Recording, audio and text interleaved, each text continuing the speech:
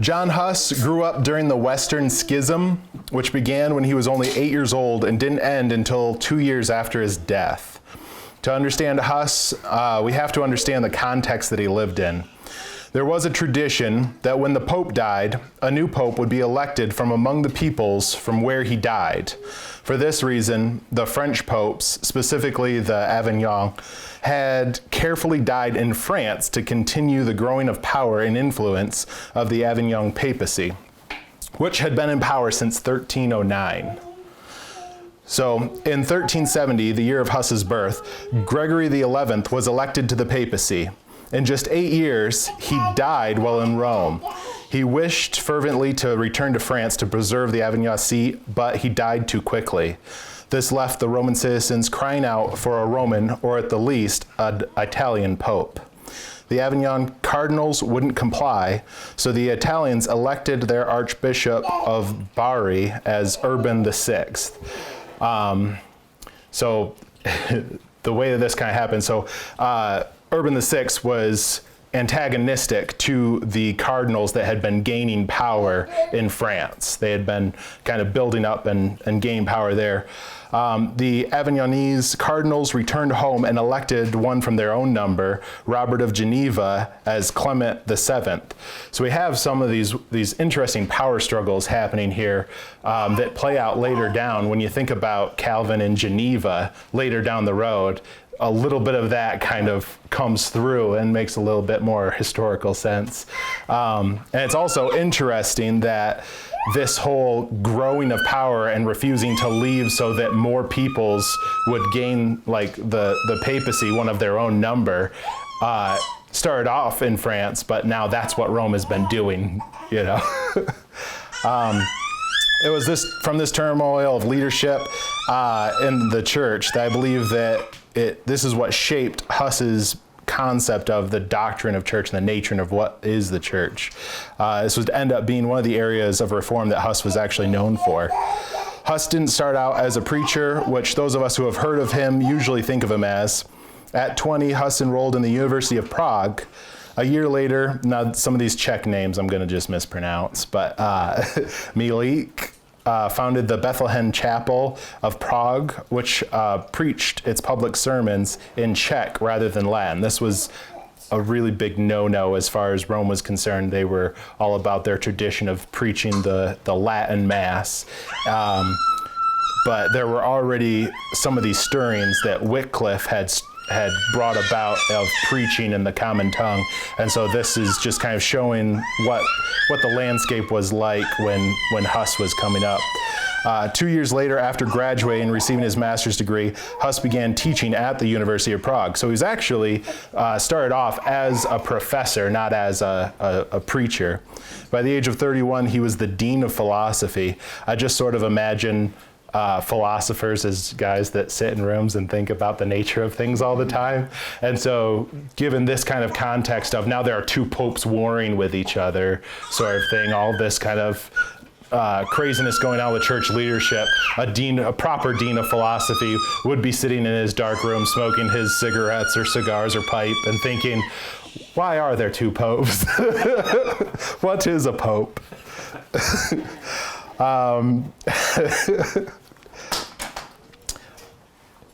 His time at the university is another important step along the path that made Hus a martyr.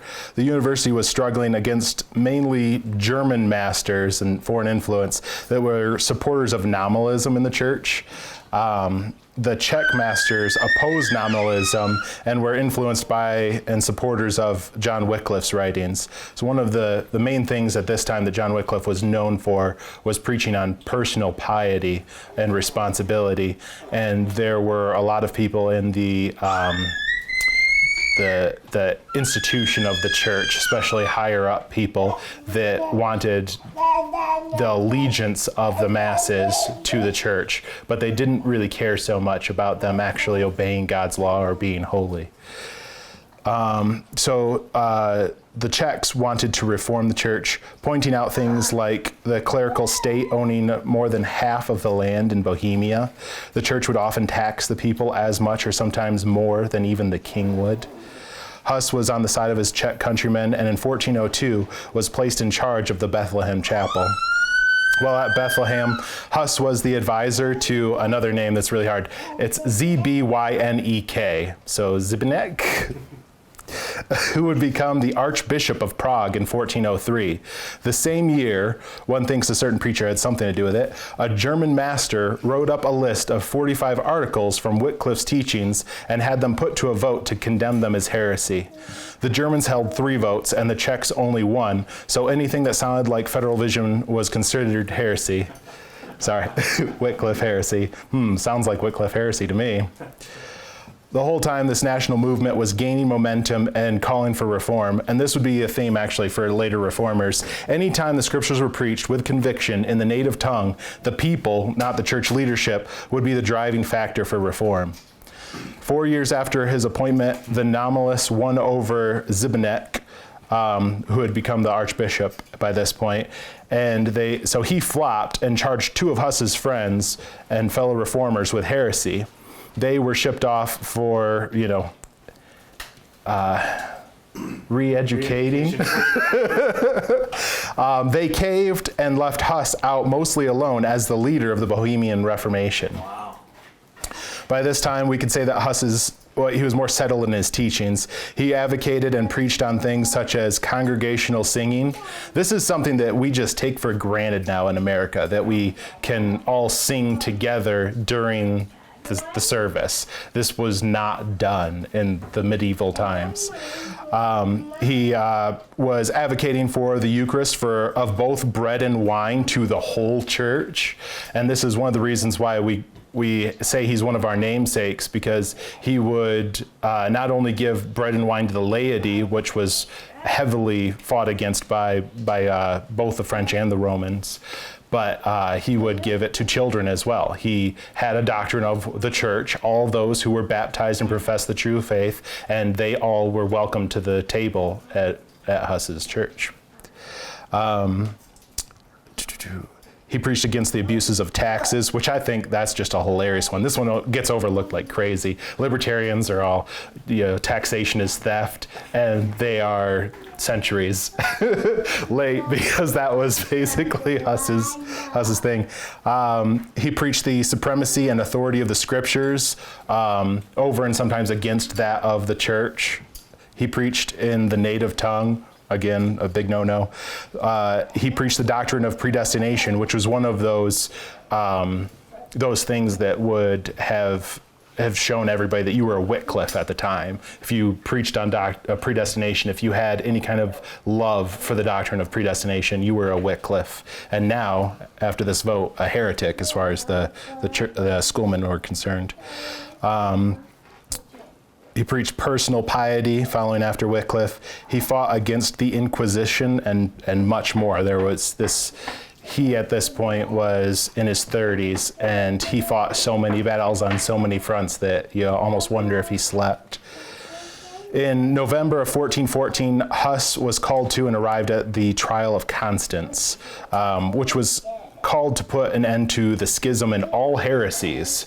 So we had been living with 2 popes, and the trial of Constance said, well, this can't continue on. It's causing way too much turmoil. People don't know which pope to believe. When this one says anathema to this and the other one condones it and says anathema to the other, what do we do? So the trial of Constance was called. Side note, they just elected a 3rd pope and didn't really solve the problem, but okay. After multiple trials, and it was about a year and a half, he was put into prison under sort of like a house arrest and then actually moved into a jail. But a year and a half, 3 trials later, he was condemned as a Wycliffe and an arch heretic. Interestingly enough, Johannes Zacharias, Bishop of Erfurt, he was born in 1384, the same year that Wycliffe died. He was Hus's chief opponent during the trials. So Hus would come and give a defense for his teachings and show that they were scriptural and therefore authoritative. And some of the things that were charged against him just weren't accurate, so he would set the record straight. And this Bishop of Erfurt, the Zacharias, was dead set on seeing Hus burn. when Hus, he's credited to giving this prophecy, he says, "You can burn this goose, but in 100 years you will have a swan which you can neither roast nor boil." And one can imagine Zechariah sitting there saying, "Over my dead body," right? And then 102 years later, we have Martin Luther on his knees in effort, being ordained over Zacharias' dead body to be an Augustinian priest, another one of our namesakes. I didn't know that he was ordained in effort. That's amazing. Yep. Hus's last words were to once again affirm that nothing that he taught was against the scriptures, to affirm the supremacy and authority of scriptures, and then to also cast himself on the mercy of our Lord. So, to Jan Hus, the Bohemian reformer, one of our namesakes, born 1370, burned on July 6, 1415, an arch-heretic to Rome, a successor of the morning star John Wycliffe, who by his blood followed our Lord and gained the world. Hear, hear.